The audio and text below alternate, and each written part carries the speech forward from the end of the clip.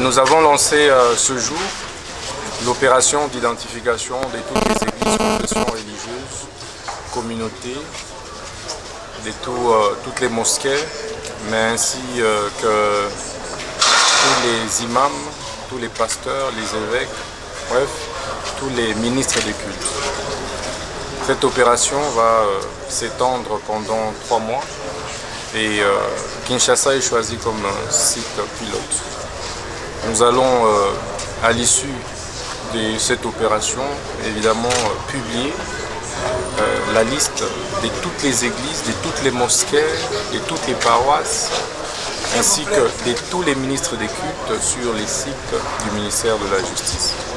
Mais après chaque identification, le ministère de la Justice remet un permis d'exercice des cultes, qui est une carte d'une validité de 5 ans, qui va permettre d'identifier et localiser chaque pasteur, chaque religieux, chaque évêque, partout où il se trouvera. L'opération d'identification des églises, des confessions religieuses, des imams, des pasteurs, des évêques, consiste en réalité à assainir les secteurs des cultes en République démocratique du Congo. Aujourd'hui, tout le monde se réveille et se fait appeler pasteur. Aujourd'hui, tout le monde se réveille, crée sa mosquée, crée son église, et sans respecter toutes les normes qui sont exigées par notre cadre légal. C'est pourquoi il est nécessaire plus que jamais que nous puissions identifier, savoir qui fait quoi, qui est appelé à être appelé, qui est appelé à exercer évidemment les cultes, qui est appelé à ouvrir une église, qui est appelé à ouvrir une mosquée. Et quelles sont les conditions pour ouvrir. Qui en réalité fait quoi au niveau des cultes et associations démocratiques du Congo. Savez-vous qu'il y a plusieurs mosquées qui sont ouvertes dans notre pays, mais sans aucune identification.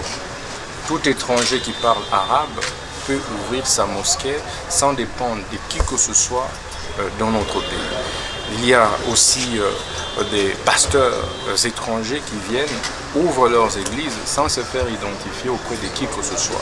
Des ONGD internationales, n'en parlons pas. Il y en a qui arrivent dans notre pays, qui s'installent comme bon leur semble, sans se faire identifier auprès d'aucun service que ce soit. Alors qu'en réalité, à travers elles, passent beaucoup de fonds vautours qui vont financer des rébellions, qui vont faire financer des mouvements insurrectionnels à travers le pays. Nous disons non, nous devons mettre fin à tout ça. Toutes les ONG internationales qui veulent venir s'installer en démocratie du Congo, y compris leurs animateurs, ils doivent passer par le ministère de la Justice, se faire identifier et savoir exactement ce qu'elles sont appelées à faire en République démocratique du Congo. Merci. C'est moi qui vous remercie.